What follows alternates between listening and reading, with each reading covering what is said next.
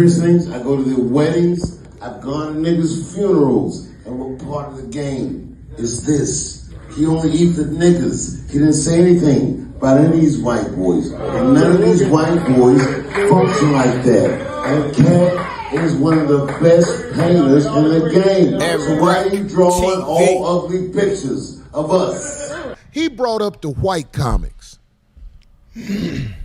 Dave Chappelle, I would like to ask you, why are you always in business with drag queens and gay comics? Most of the men around you that you have on the road opening up or whatever, some of them be, I know why Earthquake got a special. I know why Paul Mooney was on your show. Homie, I'm in these comedy streets. I know what's happening.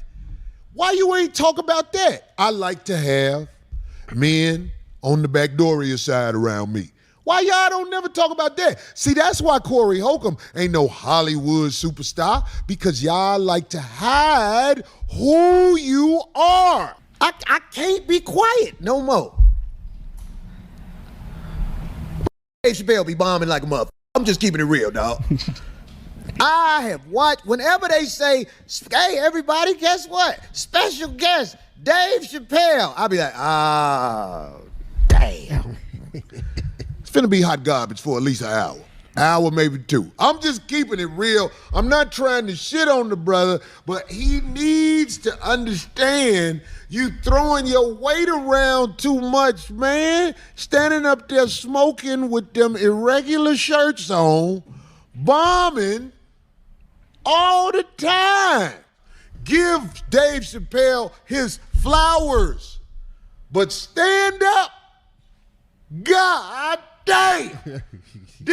This man has so much power because of what he's done in movies and TV that he can go in any comedy club. They're gonna put him up because he's Dave Chappelle. And I promise you, this man is about to do a say no to comedy speech for as long as he up there. It's just nobody has the courage to say nothing because it's Dave Chappelle. But Dave Chappelle be bombing like a mother. Alphamediaroom, yo, it's crazy because Corey Holcomb is low-key kind of right in certain instances and stuff that he's saying. I mean, he's really giving us all of the tea that we really wouldn't know unless we're in the actual streets of comedy or we're actually in those backdoor rooms and hearing those conversations. That's why you got to kind of look at it with an open mind. To me, my perspective on the Dave Chappelle situation was I felt like Dave Chappelle was wrong for coming at Katt Williams like that because it shed light on comedy in a very positive way, whether it be looked at or how his message be looked at negative or positively. He still is having us. He shook up the world of comedy to where now every single comedian is being exalted once they speak.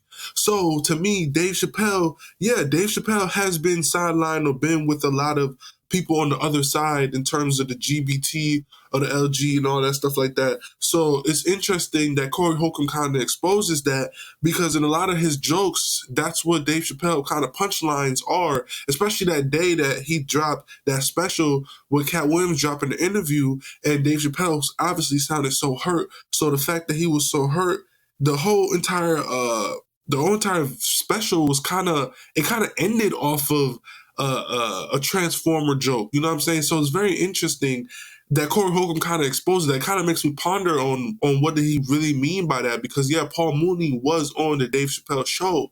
And also, to me, the way Corey Holcomb said that Dave Chappelle isn't funny and all of this stuff and he bombs for hours, that could be looked at in certain perspectives, in certain people ways. I have Dave Chappelle in my number one and my number two is Katt Williams, but they switch every now and then, right?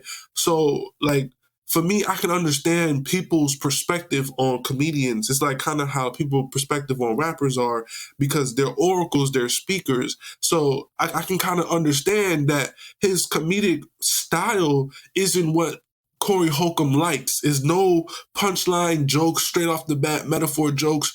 Dave Chappelle is kind of telling always like a story, and then he tells a story within a story of a story. It's like an entendre story, and he kind of like one of the dudes said on the podcast, like he kind of, or I don't know if Corey Holcomb says it, but he's like the big bro. Like he has a big bro conversation, a big homie conversation to the crowd a lot. Like he's more of a dude who just comes and have a conversation, and then different parts of the conversation be a little chuckle or a little laugh, but it's more of like an intellectual connection a little bit. That's how I look at Dave Chappelle. I don't look at him like how I look at Katt Williams, is gonna come out there and make me like laugh, like sit there and like just laugh like over and over again so much, like constantly. Dave Chappelle is like a build up kind of. It's like he slow rocks you to sleep a little bit and then builds you up into there's like a giant climax in the story that makes you go crazy laughing, because it's like, oh, it all makes sense because the beginning of the story, he said something like this happened, then he'll tie it all in together. Like his stuff is more intricate a little bit. But I can understand Corey Holcomb's perspective. I'm not saying he's right. I'm not saying he's wrong. I understand his perspective. I think everybody's has a valid opinion in terms of their opinion. We are allowed to listen to their opinions and hold them accountable for their opinions and try to understand it as much as we possibly can. For me, I'm trying to understand Corey Holcomb's perspective, but it's very easy for me to understand it because I've heard a lot of people who I've watched Dave Chappelle show with, stand up specifically with, and a lot of the girls that I would watch it with, they always said kind of the same thing a little bit, like it's kind of, it can get boring here and there. Like that's why I was like, he's more of a cerebral to me, intellectual joker, but he takes his time. He is different types of jokes. He's not the Eddie Griffin or Katt Williams type of joker. You know what I'm saying? He's not even a Kevin Hart type of joker. Dave Chappelle really set himself apart with his style of comedy. It's more of a cerebral storytelling. It's not the craziest punchlines, you know what I'm saying? Like Corey Holcomb really got me thinking about it.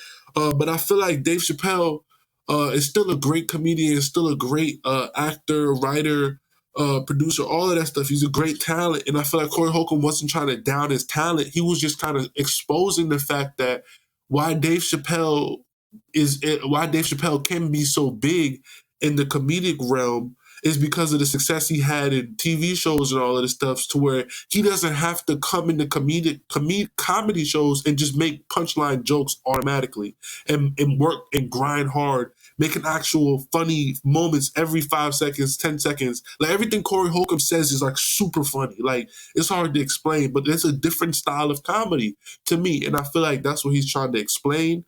But let me know what y'all really think in the comments below, because to me, the Katt Williams interview was amazing, and I feel like it was one of one, and I really feel like he set the game apart. Corey Holcomb has a lot of people in his comments, or certain people in his comments, that are just saying, oh, why are you going at Dave Chappelle? Oh, you're always going at black people and all of this stuff. You guys got to understand, a lot of times when it comes to this, people want to use the race card a lot right now, but I feel like they always use it in the wrong moments. There's moments in time where there's a black person getting injustice, and that's when we should speak up. The Breonna Taylor situation, we should speak up in that situation and talk about it in that situation. Y'all keep using it for comedians and all of this stuff. We know all the white comedians is fruit cups and the boulets and all of this, the gangs that they got going on with the white people in the industry.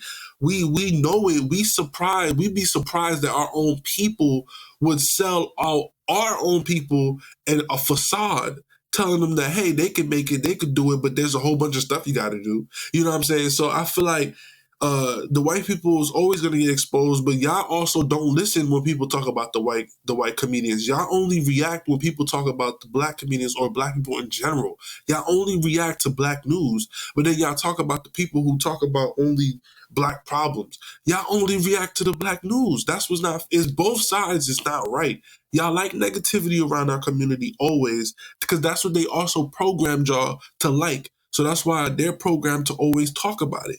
You see what I'm saying? But then you got people who's in our community who pretends to be in our community. That's what Corey Holcombs is kind of alluding to by saying, oh, the white comic stuff, right? It's supposed to be like, oh, he's in our community because he's saying, oh, screw the white man. People use our plight against us. They infiltrated our community by allowing people to come in our community and be puppets and actually use our pain and plight against us. Look what Charleston White has gained off of saying our plight over and over again, but saying it around ignorance in a quote-unquote funny character, right? Look how much he's gained off of our plight. Look at how much the Black Lives Matter movement gained off of our plight, and it's owned by a white man. It's not even owned by a black entity, and it never goes to the black community ever. But yet, y'all said Black Lives Matter for like a whole year or 2 years or whatever when y'all was in y'all fake social activist movement in 2020. You know what I'm saying? So that's what I'm talking about. The world is a bunch of hypocrisy, and that's what I have a problem with. Everybody want to hold other people accountable, but never hold themselves accountable. Revolution starts inside of you. It starts with you. Change yourself, and then maybe you'll change the world. You know what I'm saying? So drop a like, comment, share, subscribe. Let me know what you think. I agree with Corey Holcomb, and I agree with D. Davis when he was on the stage with Dave Chappelle. I never thought that I would be disagreeing a lot with Dave Chappelle and what he's been doing lately, because I'm a huge Dave Chappelle fan. But I'm also not a idol worshiper, and people idol worship everybody. Everybody that they like, they start idol worshiping the thing. If you say something that's a little bit critiquing them or say something that's like a little bit negative, oh, you're a hater, you're a hater, you're a hater. No, some people can be objective. I'm an actual fan of the dude, and I'm being objective of the whole entire conversation. Why won't y'all be objective? Why won't people just be objective, period? Why do y'all have to hold so much cojones for these other people who would never bat an eye to protect you, who would never look at, I would never defend a wealthy person. What do I look like defending them? Like, you know what I'm saying? Like, I'm going to look at things open-minded. I'm not going to be, you know what I'm saying? The only person I'm going to defend is the Most High. I'm going to defend the Most High, all right? But I'm not going to defend no man on earth. So let's keep that a being. So drop a like, comment, share, subscribe to Alphamediaroom. Back with another one. Let me know what y'all think about the situation.